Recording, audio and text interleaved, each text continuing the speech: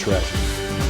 Forewarned meteorologist Daniel McFarland joins us once again. We had a fantastic weekend. This week, though, it might get a little wet. Maybe? Yeah, we're starting off good. I think everyone wants a good Halloween, and the rest of the week we'll just see what happens.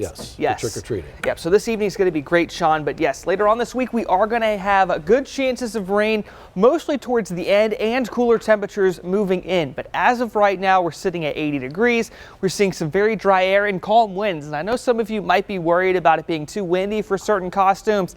That's not going to be an issue at all. Most of us are looking at completely calm winds out there, and something else we're seeing is some dry air as well. So even though we're sitting at 80 at the moment, by the time we get to about 7 o'clock or so, we are going to be in the mid 60s. So if trick-or-treating, of course, starts here in about an hour or so, we're still going to be the mid 70s throughout most of that time, eventually into, I think, the mid 60s just after 7 o'clock. And if you're going to be out a little bit later, say around 9:30, upper 50s for some of us, while others are expected to be just a tad bit warmer. Look at the difference between Midtown and the east side.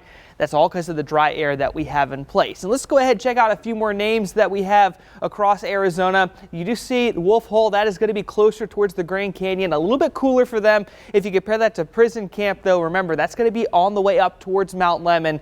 Their temperatures are going to be pretty nice overall. And then closer towards Phoenix, of course, you have Talking Stick and Tombstone.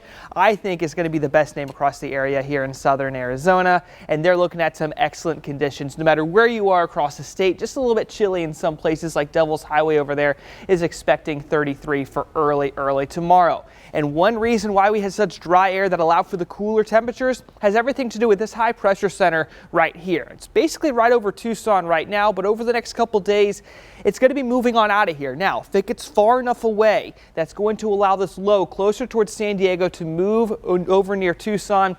If that happens, we're in for some, I think, decent rain chances for overnight tonight. We're not expecting anything that's going to be considered any kind of substantial rain at all. Don't expect any kind of measurable rain to fall, but what we could be seeing, say, as early as 7 or 8 a.m. is maybe just a tad bit of drizzle moving through the Tucson area. I think it's going to be much more likely around Ajo.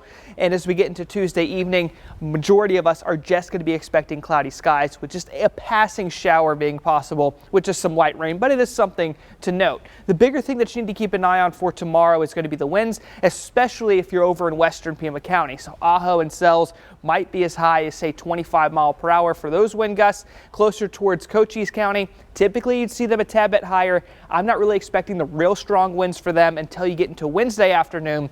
If you're going to be driving home from work tomorrow, say around Tucson, I think 15 to 20 is going to be a fair bet before it gets stronger in Tucson as well. So over the next couple days, you are going to have some big changes with the temperatures. So still looking at 82 for your Tuesday. More cloud cover, so enjoy that sunshine for the day today.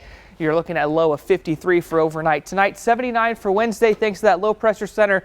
But the bigger thing we need to keep an eye on is those rain chances on Thursday.